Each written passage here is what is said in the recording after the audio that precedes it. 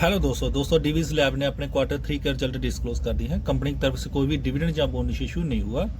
सभी फिगर क्रोर्स में देखेंगे। चलो देखते हैं सबसे पहले रेवेन्यू क्या निकल कर आता है, जो कि पिछले क्वार्टर में था 2715 करोड़, पिछले साल था 2319 करोड़, अब हुआ है 2604 करोड़। ईयरली वाइज चेक करेंगे तो वहां पर लगभग 13% की तेजी है। यदि हम क्वार्टरली वाइज देखेंगे तो वहां पर लगभग 4% की गिरावट है।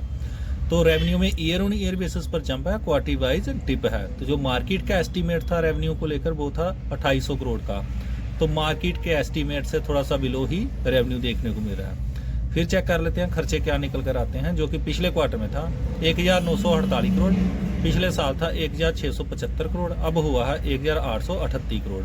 तो खर्चे भी ठीक हैं, कंट्रोल में हैं। फिर चेक कर लेते हैं नेट प्रॉफिट क्या निकल कर आता है, जो कि पिछले क्वार्टर में था 689 करोड़, पिछले साल था 589 करोड़, अब हुआ है 583 करोड़।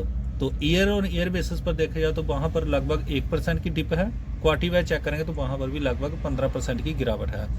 रेवेन्यू में तेजी थी लेकिन प्रॉफिट में डिप है। तो इसके पीछे का कारण है एक्सपेशनल खर्चे की वजह से और लीवर कोड की वजह से कंपनी को 75 करोड़ रुपए का एक नुकसान हुआ। उसकी वजह से शायद प्रॉफिट में डिप देखने को मिल रही है। यदि हम ऑपरेटिंग प्रॉफिट देखेंगे तो वहां पर जो कि पिछले क्वार्टर में था 912 करोड़, पिछले साल था 736 करोड़, अब हुआ है 854 करोड़। तो वहां per year on year basis पर 18% की तेजी है। ऑपरेटिंग प्रॉफिट में भी तेजी है, रेवेन्यू में भी तेजी है, लेकिन प्रॉफिट में थोड़ी सी डिप देखने को मिल रही है।